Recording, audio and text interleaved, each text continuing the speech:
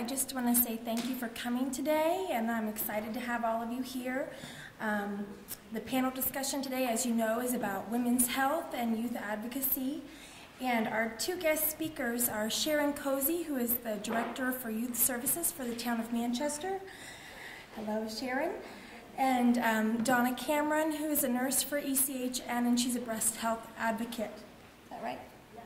And so they will be speaking to us today.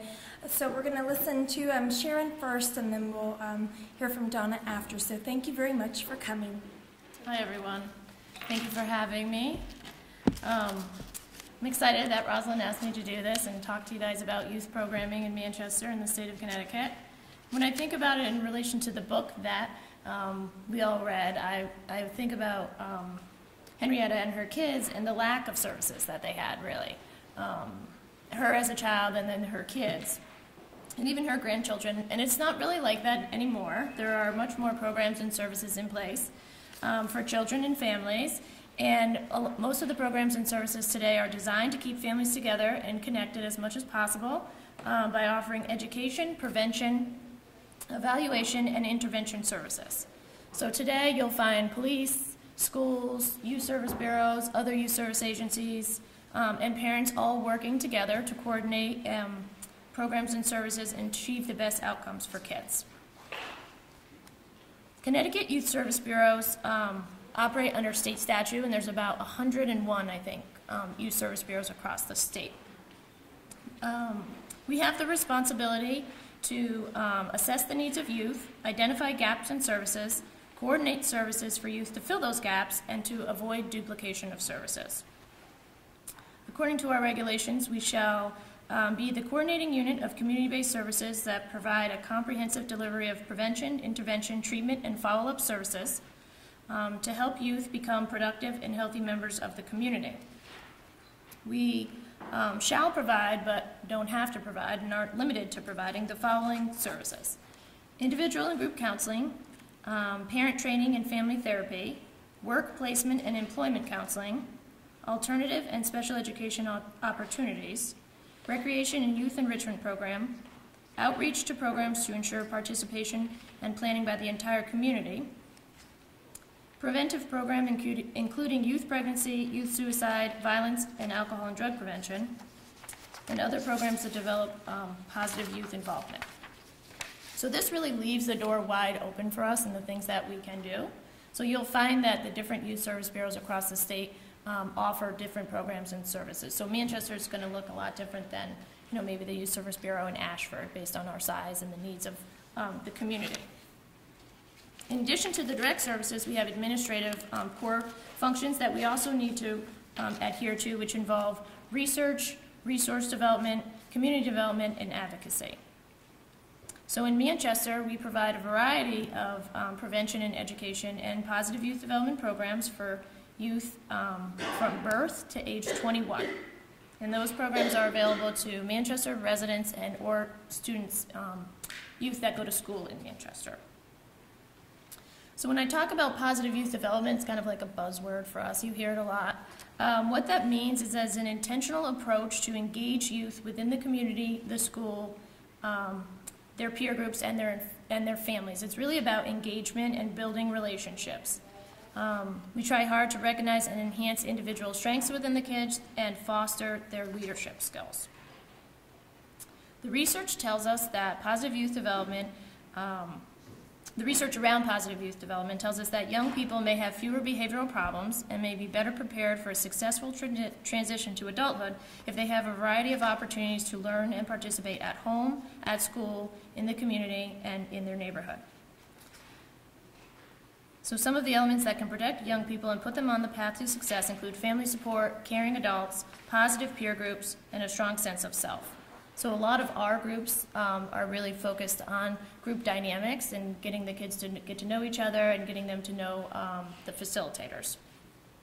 We do a lot of stuff that's out in the community and service learning projects so that the youth really feel connected not just to the Youth Service Bureau but to the town as a whole. Research has also showed us that our programs will be more successful if they provide youth with the following: physical and psychological safety and security, clear expectations for behavior, emotional and moral support, supportive adult relationships, a sense of belonging and personal value, opportunities to build their skills, opportunities to develop their confidence and self-esteem, opportunities for them to make contributions to the community. In Manchester, our programs fall under 6 core services, and I did bring a whole list of all of our programs, and I left that over there for you guys. I actually left my copy over there too. But they fall under 6 more core services, and those are life skills, employment and vocational, community service, diversion, early childhood services, and outreach. So, for example, we have a diversion program. A lot of youth service bureaus have JRBs, which is a juvenile review board. So kids that, their first time arrest, they would go to the juvenile review board instead of being sent to court. And the review board would decide on how they were going to help those children. We don't have a juvenile review board in Manchester, but we have one person.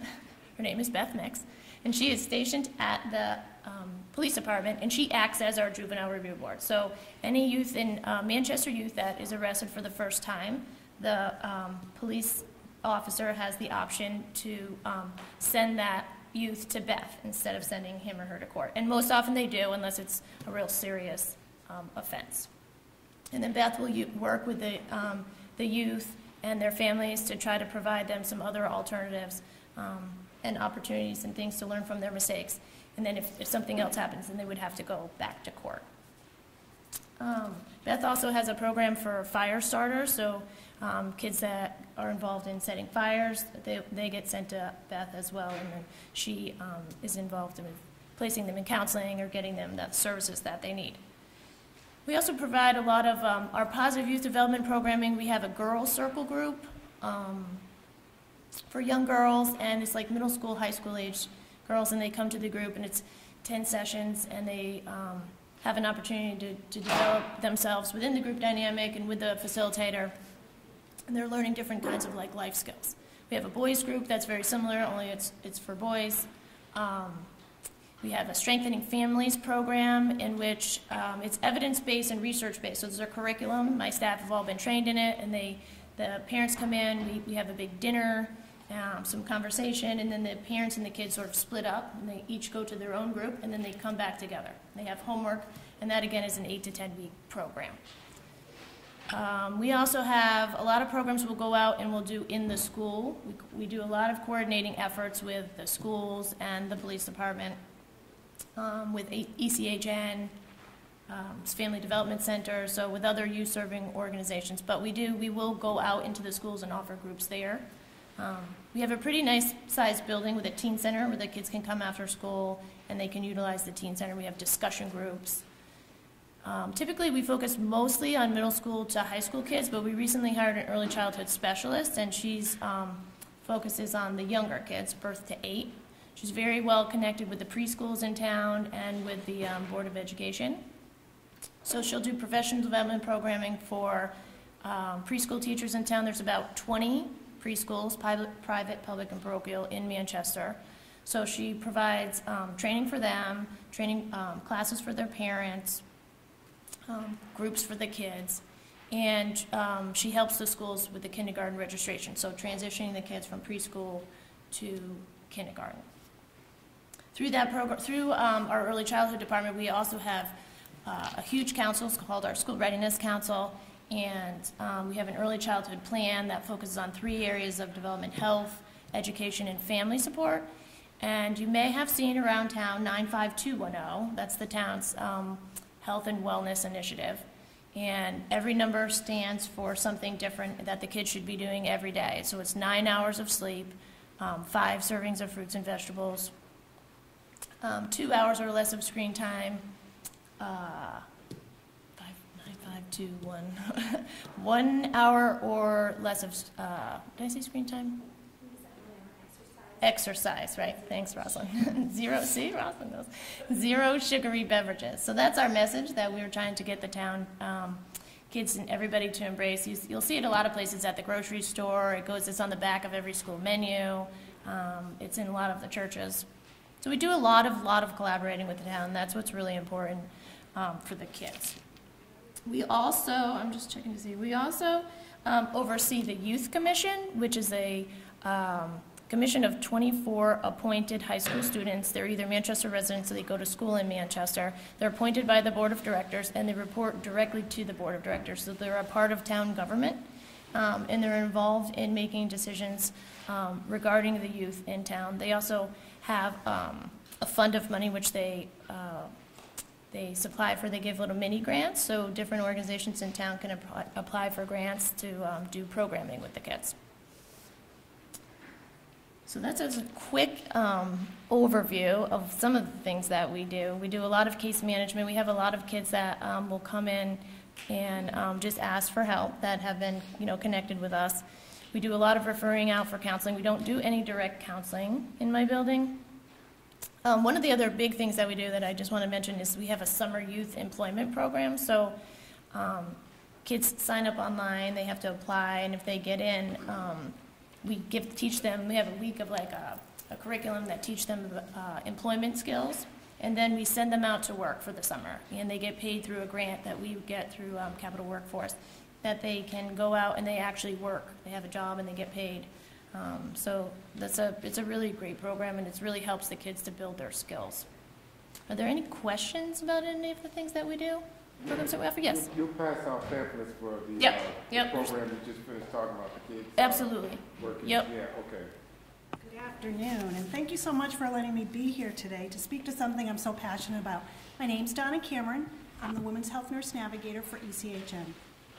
I primarily navigate women with breast issues, but I've been doing women's health for over 30 years, so I pretty much navigate all of women's health. So it's a very exciting role and something that's totally new in the healthcare system. Anybody heard of navigators, nurse navigators? It's really a new and exciting new role, so it's a lot of fun. It's a lot of fun. But reading this book really struck with me as a navigator. There were so many things in this book that struck home for me, or things that I do currently now with patients. And a few of them were especially the cultural sensitivities. When you look at what Henrietta and her family were going through, where was the cultural sensitivity to her needs as a woman, as a black woman, as somebody during the time of segregation? Where were her needs being met during that time? And even further along, as you look at that book in regards to her family, her children, where were their needs met? Where were their answers addressed? It wasn't until Rebecca got involved with this, the woman that wrote the book, that the family really were starting to get some answers. So really a big thing that I look at, especially when I'm meeting with patients and talking to healthcare providers, it's not just the patient that I work with. I'm sometimes a mediator between the patient and their provider to make sure that those cultural needs are met. If you look at where Henrietta was coming from, and I'm sure we see this in a lot of our families now, I know I still see it in my family, how many of you have family cures that you use in your family to take care of things? Yeah, you're all smiling. If you're not raising your hand, you're smiling, okay? We all have them. We've all done them. And that's probably where Henrietta came from and what she was doing. Do you tell the doctor these family cures that you're using? Not so much. Not so much. And this is where I come in. My other hat is integrative medicine. I'm an integrative medicine practitioner. So when I take care of a person, a woman, and I do work with men sometimes too, I'm taking care of that person as a whole person. So I need to know, what is it that she's doing? If I say, are you on any medication? No, I'm not on any. Are you taking any herbal supplements? Oh yeah, and then they come off the list of herbal supplements that they're taking. I said, does your doctor, does your health care provider know you're taking these things? No. You know, it's really important to communicate with your health care provider. And there was really a lack of that communication with Henrietta and her providers. But we need to remember she was coming from a time where in the 50s, if the doctor says you needed to stand on your head, you would go home and stand on your head. So there was no questions asked. But unfortunately, I still see that to this day. I will work with a woman, I will navigate her, we'll come up with a plan, we'll navigate her to her next steps. She'll call me on the phone 2 days later and she goes, I can't do that, my doctor doesn't want me to do that. So What Henrietta needed back then, which would never have happened, but in hindsight it would have been great, but what I work with women now, and men sometimes too, is empowering them to take control. This is your body. Your body, your doctor, no offense to healthcare providers. I've been working with doctors, PAs, nurse practitioners for many, many years. They are wonderful people, but it's your body. You know, you need to do what you feel is best for you. You need to take all the information that healthcare providers, that people are giving you, and make an informed decision with your healthcare provider for what's best for you. And that was something that was sorely lacking for Henrietta, and even her children. When you read the book, even her children had those issues. Informed consent. You know, did Henrietta really have informed consent when she was signing all these things that, you know, have her, she just signed a form. Doctor said, I need to sign this so they can do surgery. That's not happening anymore, okay? I really encourage, and I say this to my patients all the time, I know ECHN's informed consent is 2 pages long, okay? There's a lot of stuff on there from head to toe, and it does address, if we need to take tissue samples, what are we gonna do with those tissue samples? It does address, informed consent now spells out totally what's going to happen with any sample that comes from your body. So by all means, make sure you read all that fine print. You have questions, you ask. You know, many times the provider will say, this is our general informed consent, we're gonna do this and this. They'll tell you the side effects or risks and benefits of this, and here you go, you can sign right here. You have every right to take your time and read that consent, so don't forget that. Plus Henrietta, what was her educational background? You know, 6, 7 years of education. She probably, you know, no disrespect to Henrietta, but did she really understand what she was signing? And 9 times out of 10, I bet back then, the doctor really didn't even really truly explain it to her. Lack of knowledge of a family history. As I was going through this book, you know, you didn't hear a lot about family history being shared in this family. And then you have the white side of the Lax family, and then you have the black side of the Lax family, and it appeared as though never the two came together to discuss family history. How many here know what's their family history? Mom's side, dad's side? Okay. I'm seeing a good amount of hands going up, but not a lot of hands. Something I tell all my patients all the time, no secrets when it comes to family history. There should never be any secrets. You need to know what happened in your family. Now, family members may not have the terminology that we have today. I will tell you, my mom is still somebody that says she has the sugar. I said, you mean, Mom, she's got diabetes? No, she has the sugar. Okay, you know, you need to learn those terms. If you hear these kind of terms, you need to figure out, and there was a great article in Prevention magazine a while back in regards to taking things such as the sugar and translating into what we understand now as diabetes. So I bet you can go, internet's great, you can go and Google the sugar, and I'm sure you'll come up with something that tells you it's diabetes. But Thanksgiving is designated as a day that families usually come together. You're sitting at the table, enjoying a nice dinner before everybody heads in to watch football or whatever. Talk about your family history. What's changed? What's updated? What's going on? No secrets. Should never be any secrets. Would it have changed what happened to Henrietta? I don't know. But would it have helped her family in some way? Look at her daughter. Her daughter was so afraid that when they were taking blood, that they were testing her to see if she had cancer. You know, all the phone calls that she made back to Johns Hopkins to find out her results because they thought her blood test was testing her for cancer. She knew that piece, but she really didn't understand everything that was going on in that family. Screening and prevention. There was no such thing as screening and prevention way back then. You were sick, you went to the doctor, or you did your own family cure and hope it worked. And going to the doctor was your last resort. I need to applaud Henrietta. She was somebody who knew her body, though. That was one thing that really struck me, was that she felt this lump, and which precipitated her to go to the doctor to have the pap smear done, to precipitate this whole thing that happened after that. But screening and prevention is so important, so important. If Henrietta had had this all along and had that ability to have that, would things have been different for her? Possibly. It's hard to say. But I have over there, there's a nice little fact sheet. A great resource is womenshealth.gov. Love that site. Always has great information. There's a little sheet over there, front and back. It says screening tests for women.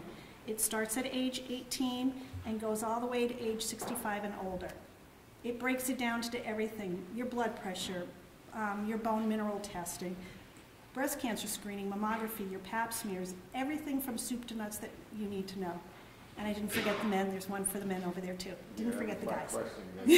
Didn't forget. I always make sure the men have that information there too.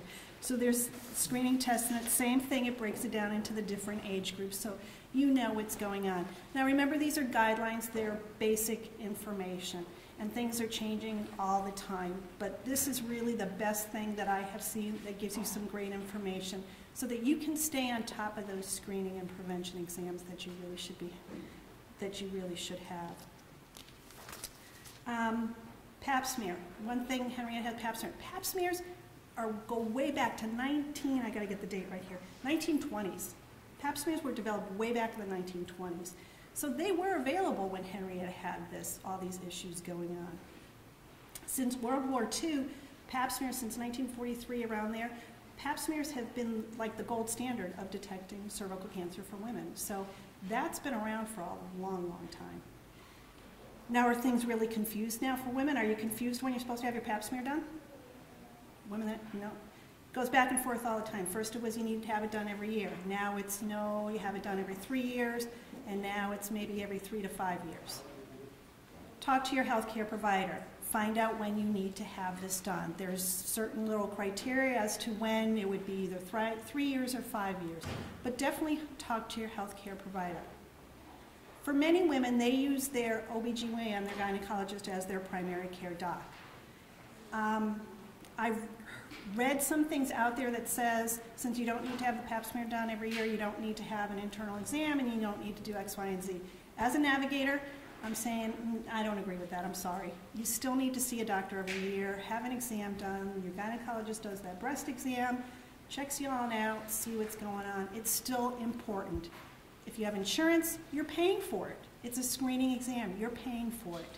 Get your most bang for your buck. Get this taken care of.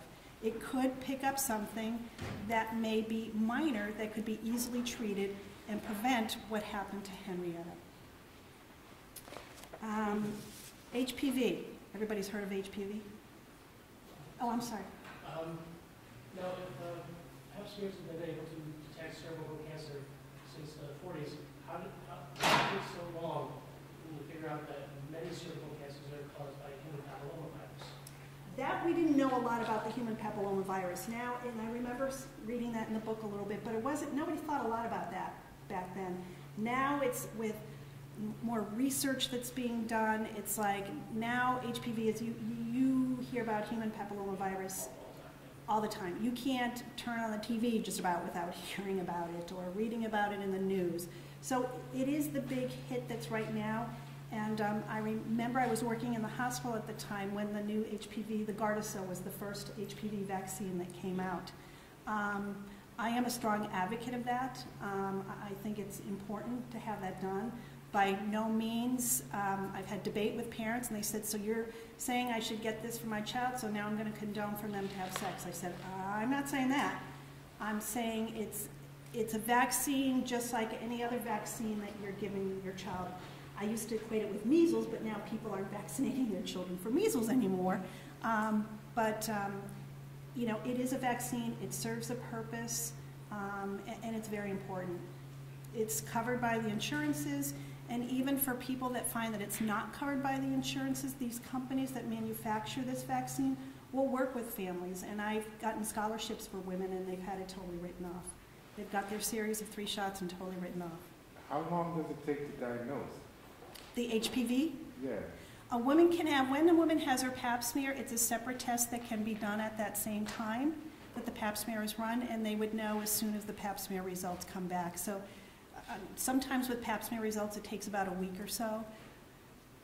People can have that HPV virus in their system. Young women especially can have it, and it clears through their body, no problem. You don't even know, you may not even know you had it by the time you go to see a doctor and have a pap smear done. It is a sexually transmitted infection, but again, young women, for some reason, clear it through their system a lot faster, and no gynecologist has been ever explained to me why young women are the ones that can clear that through their system so easily. The only thing that I can equate it to as people with compromised immune systems, if they have HPV, it can then sometimes morph into a cancer because their immune system is so compromised. So that's why screening is so very, very important. The HPV vaccine is a series of 3 shots given over a 6-month period of time. You can start it as early as 11 or 12-year-olds can start getting this vaccine.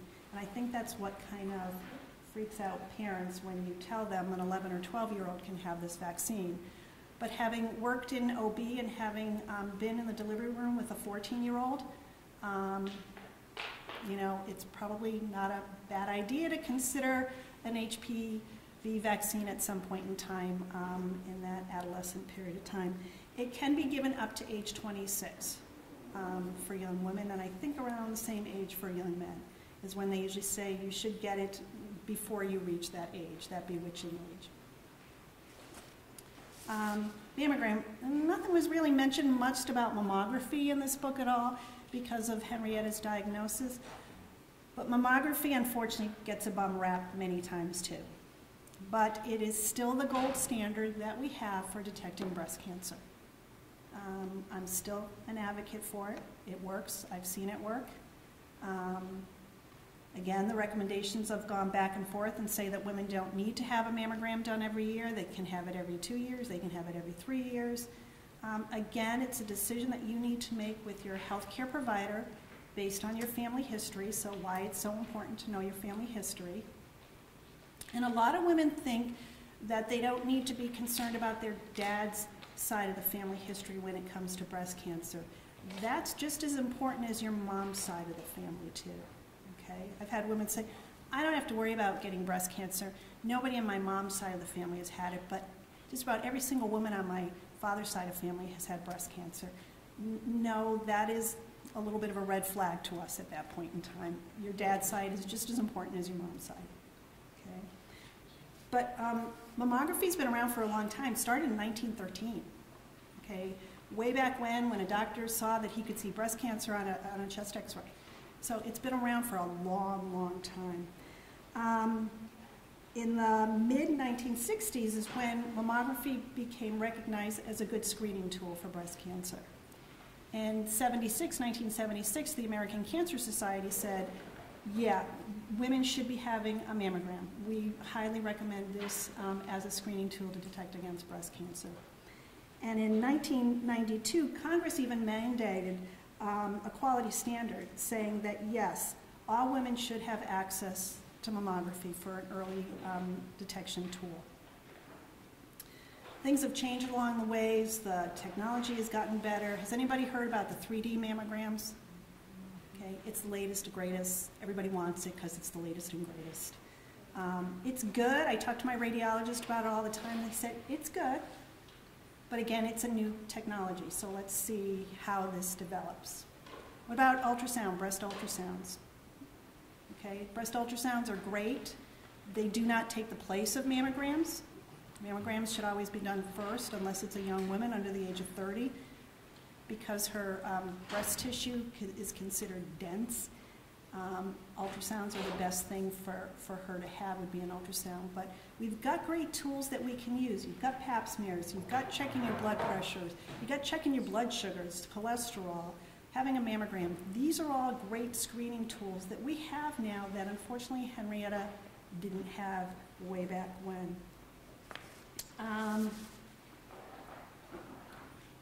For women who have issues in regards to paying for their health care, I'm very fortunate to work with a woman, Marty Baskerville, who couldn't be here. I guess Marty couldn't make it. She got probably busy with patients. ECHN is very fortunate to have a grant through the Department of Public Health from the CDC. It's an early detection program, and what we can do is provide screening services for women between the age of 40 up to 64, for those that don't have insurance, which is changing quite a bit now because of the Affordable Care Act. But it allows a woman to come in and have a physical exam done, so her blood pressure will be checked. We'll do a pelvic exam, we'll do a pap smear, and she'll have a mammogram done. All covered, no cost to her through this grant.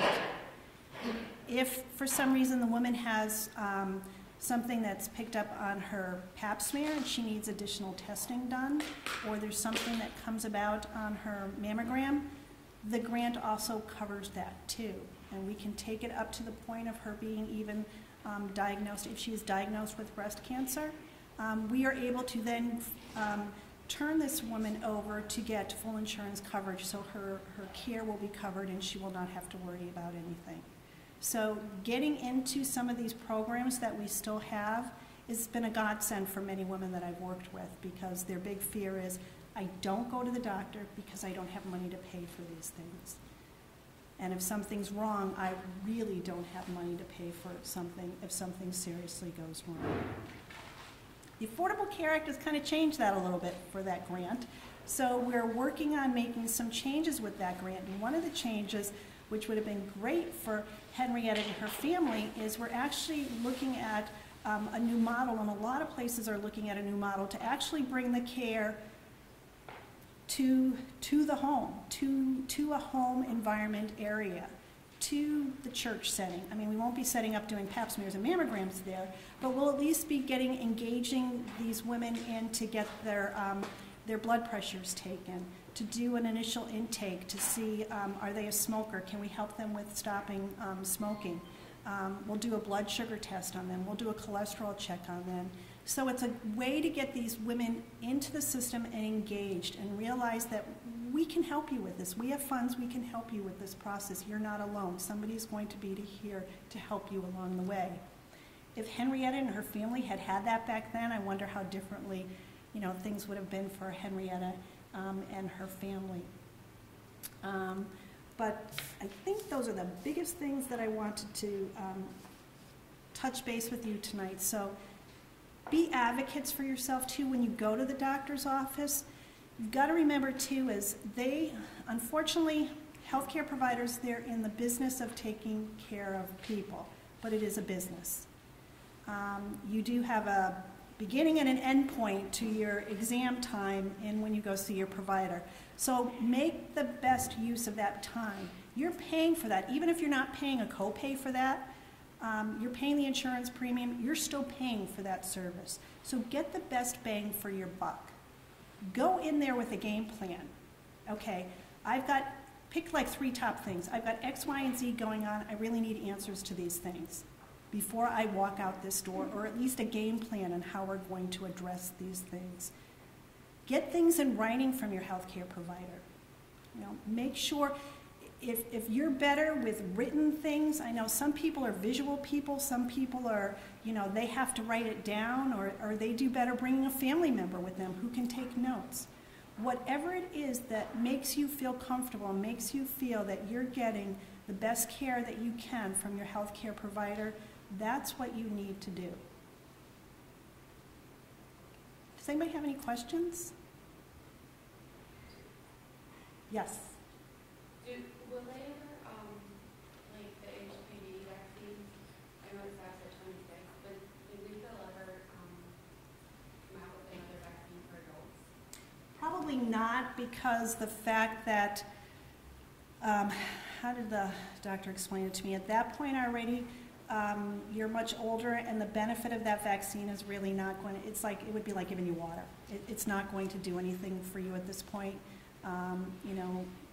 The woman's been already, the ideal purpose of this is to catch these children when they're young, so they're not before they have their first sexual encounter, so to help to protect them. So they figure, I don't know why they picked the magic age of 26, but they did. They figured anything after that, it's just like giving water.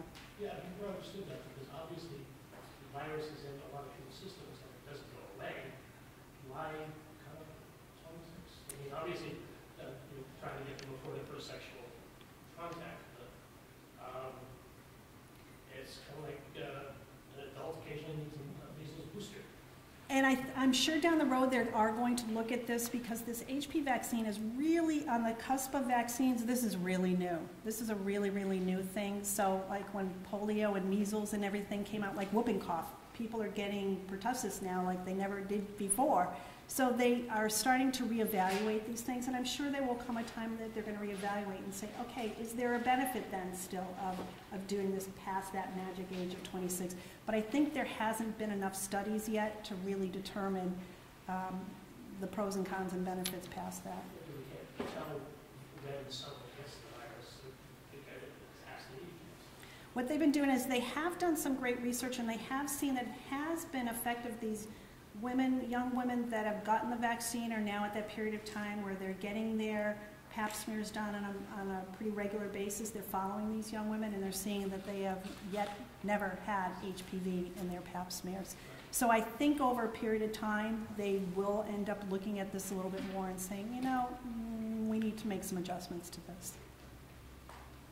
I have a question. So, let's say the person is 32 and they're diagnosed with HPV, but they're too old for the vaccine or any help. What do they do? Are they on a regimen of antibiotics or? Not necessarily. What they're going to be is, it might be once if they see that the woman has HPV and the pap smear is on the questionable side, what they can do is further testing, and they could take some more tissue samples, and then they could tell from there how do those tissue samples look? Do we see any precancerous cells there? And then that woman would be closely monitored. So there are curable solutions or solutions for curing. Okay. But there's more than a couple of strains of HPV. Right? Yes. There's tons of strains. There's tons of strains. And even an older woman could have HPV and then her own body fights that off and, yeah. It's still that HPV, even though we've heard it for a long time, it's still that little mystery here that they're still trying to figure out. And every time I turn around, there's something new, or there's a new strain that they've identified. So yes, there's multiple strains of the HPV. Yes. Like a while back, they had suggested that a woman have a mammogram. I don't think it's 40 or 45. And I was the one who had to push my healthcare provider, like saying you can have a mammogram. And I don't know, in my mind, I was picturing something cone-shaped like a breast. And instead it was like in your breast, like you photocopying a big book, like pressing your breast down on a copying machine. And if you have small breasts, that's hard for the doctor who was doing it, and he's there like pressing harder. I mean, it was painful. So it was something that made me want to go back, and I haven't been back since. So when you say 3D, what kind of thing are you talking about? 3D is still going to do compression.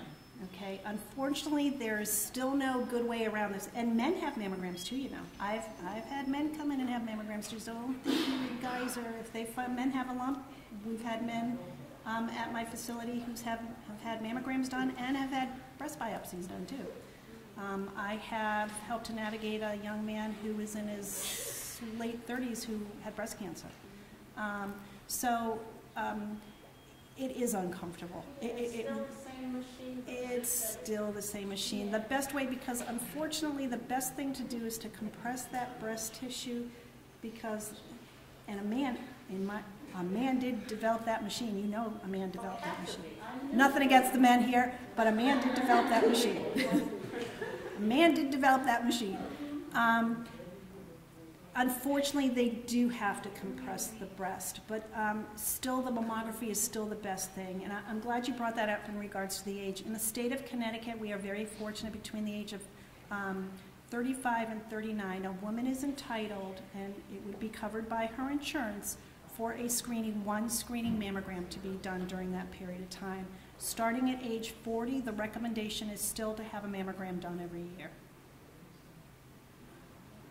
So I'm sorry, it's uncomfortable. Ultrasound is a great tool. Have you heard the term, or somebody told you I have dense breasts? You heard dense breasts? I had a woman that came up to me one time and she goes, Donna, the doctor told me I was dense. And she goes, I know I'm blonde, but I know I'm not dense. And I said, no.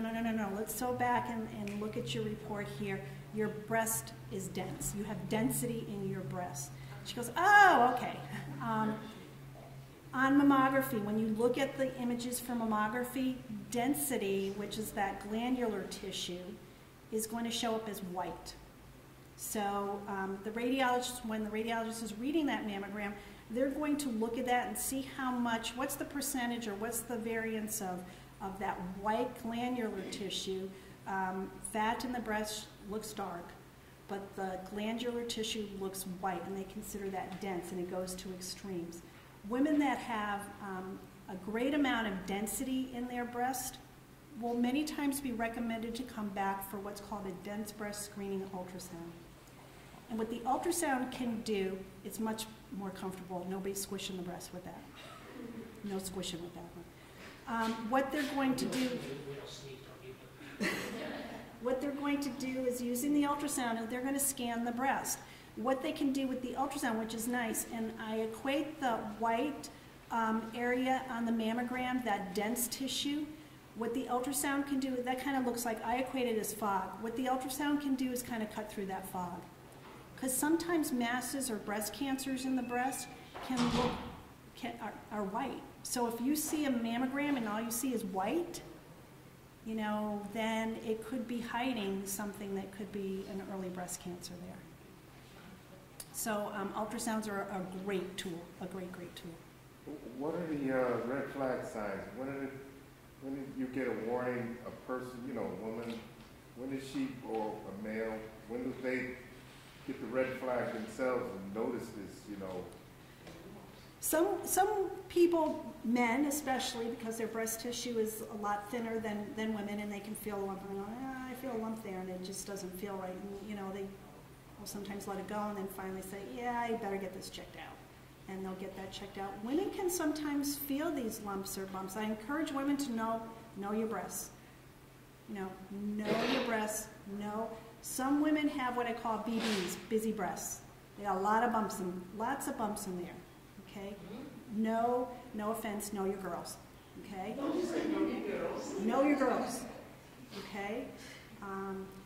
Know your body, know your lumps and bumps. Okay? For a woman who has issues, she may feel a lump. It's not necessarily breast cancer, but it's something different. If she's noticing a lump and it doesn't feel like something that's been there before, it's a good idea for her to call her provider.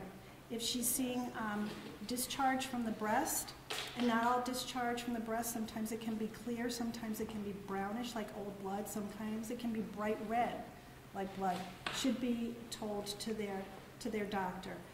If the woman is noticing dimpling in the skin, if it looks like it's like the skin is pulling, it looks like dimpling, that could be an issue, and it should be reported.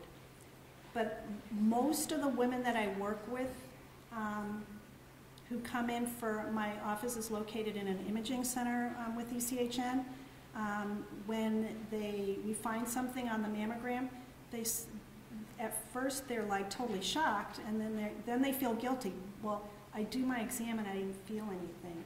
And that's because this is so teeny tiny. It's like less than a pea size sometimes is how small we can pick up some things sometime on mammography. Now, 75 to 80% of the women that have a suspicious finding on their imaging and they go to biopsy, their results are benign. They are benign. But unfortunately, in this day and age, the only way to really know what's going on is to take a biopsy of that area. If something that looks suspicious, the only way is to take a biopsy.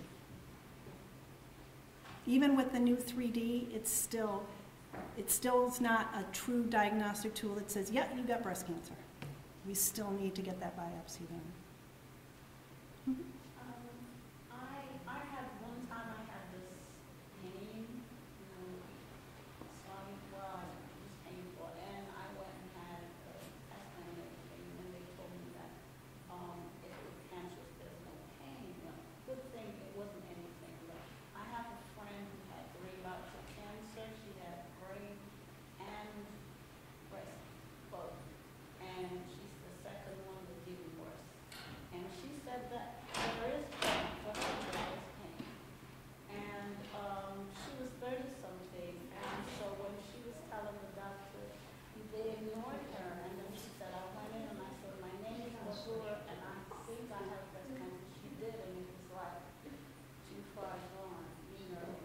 so sorry. She did pass away. But I think you just have to be on top of it no matter what age you are. You do, because unfortunately I have seen young women in their 30s develop breast cancer. It doesn't happen often, but it does happen. You do have to fight for yourself, and that's where I come in as a navigator too, and I will say to women sometimes, they say, they're not listening to me. I go to doctor's appointments sometimes with patients, not to speak up for them, but kind of be like their rah-rah cheerleader in the background to give them that little, push that they might need to be able to advocate for themselves. And we'll even sit down and role play, and we'll come up with a game plan so that they know that they are comfortable when they walk in that door, that they can advocate for themselves and get answers. And if they're not getting it from that one doctor, I'll be the first one to tell somebody, if you feel something's not right, you need to find somebody else, and I can help you find somebody else. Any other questions? Thank you so much for your time. I appreciate your coming today. Have a great rest of the day.